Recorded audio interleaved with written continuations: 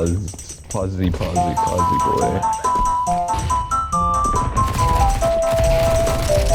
Nice job.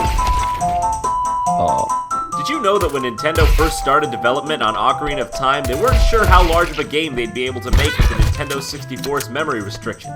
Shigeru Miyamoto had even considered structuring the game like Super Mario 64, having paintings as gateways to different parts of the world, with Ganon's castle being the hub. The Forest Temple battle with Ganon's doppelganger jumping in and out of the paintings was an idea carried over from that period of development. In The Legend of Zelda Majora's Mask, you have three main masks that are essential to the game's progression. The Goron Mask, the Zora Mask, and the Deku Mask. The Goron Mask holds the spirit of Darmani, and the Zora Mask holds the spirit of Mikau. The spirit inside each mask is what defines their abilities. So, what spirit gives the Deku Mask its powers? Well, at the beginning of the game, you come across this warped, dead Deku-like figure. All that you can gather from this is that this Deku scrub must have met some terrible fate. What's also worth mentioning is that the Deku Butler directly states that Link reminds him of his son, and is also seen in the end credits weeping over this figure. It's likely that this tree is the Deku Butler's dead son, and ever since the beginning of the game, this spirit has been with you, lending his abilities to help save the land of Termina. Majora's Mask has its fair share of depressing stories, but this next one tops them all. During Day 3 at the Romani Ranch, you can trigger a conversation where Romani tells you that tonight is the night she finally gets to drink Chateau Romani. According to the sisters, the properties of Chateau Romani are so potent that children are not allowed to drink it under normal circumstances, drawing parallels with alcohol in the real world. Chateau Romani is also only served in the milk bar where children are not allowed and is only open at night. The scene at the ranch unfolds with Cremia stating that she acknowledges Romani's adulthood and asks her little sister to sleep in her bed that night. Cremia dishearteningly utters, "See you tomorrow, okay?" While Romani cheerfully adds, "See you tomorrow." It seems as though Cremia knows that they're about to die and is giving Romani the drink to dull her senses so that she stays blissfully unaware of their destruction.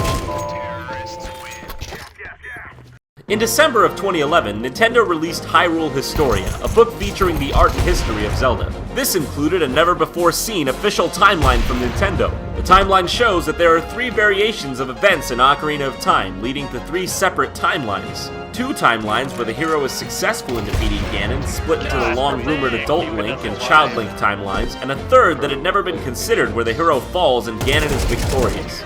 It's no secret that at the beginning of Ocarina of Time, after the first dungeon, the Great Deku Tree dies, and all that remains is a lifeless husk and a small sprout that will hopefully one day replace it. So why does any of this matter? Well, the timeline where Ganon defeats the hero is also where the original Legend of Zelda takes place. And like Ocarina of Time, the entrance to the first dungeon is a giant tree in a small secluded area.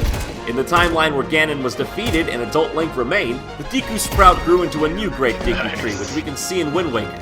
But it makes sense that Ganon would have destroyed it after he gained control of the land, and the husk would have gone relatively untouched and remained for hundreds of years.